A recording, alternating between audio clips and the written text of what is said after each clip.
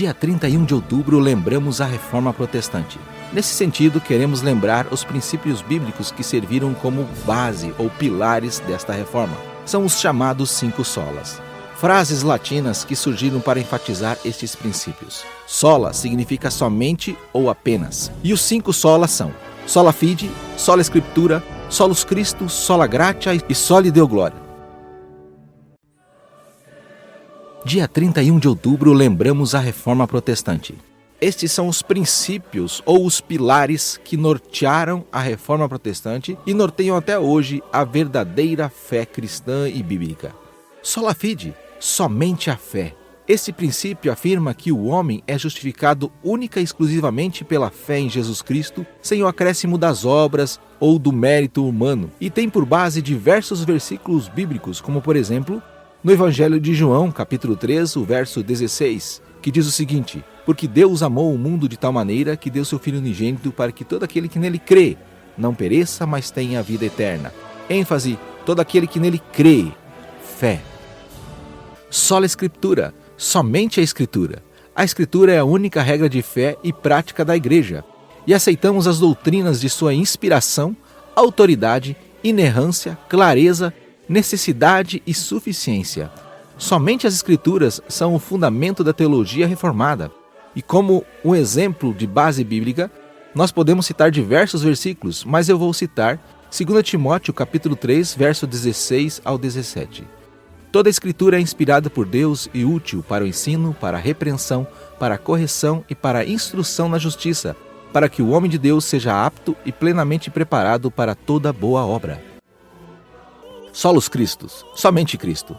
Como forma de reação dos protestantes contra a Igreja Católica secularizada e contra os sacerdotes, que afirmavam ter uma posição especial e serem mediadores da graça e do perdão por meio dos sacramentos que ministravam, a Reforma defendeu que tal mediação entre os homens e Deus é feita somente por Cristo, único capaz de salvar a humanidade, e é o tema central da Reforma Protestante. Posso citar aqui 1 Timóteo capítulo 2, versos 5 e 6. Pois há um só Deus e um só mediador entre Deus e os homens, o homem Cristo Jesus, o qual se entregou a si mesmo como resgate por todos. Esse foi o testemunho dado em seu próprio tempo. Sola gratia, somente a graça. Além de a graça ser um dos atributos de Deus, é também o próprio Cristo em sua encarnação, e é o Espírito Santo quem aplica a graça ao coração do pecador. A graça comum é comunicada a todos os homens indistintamente, mas a graça especial, soteriológica, ou seja, a graça salvadora, é por meio dela que o homem é salvo. Quando há comunicação da salvação de Deus ao pecador, sola gratia, diz respeito a tudo que o homem possui, graça comum, e em especial a salvação que é dada pela graça somente.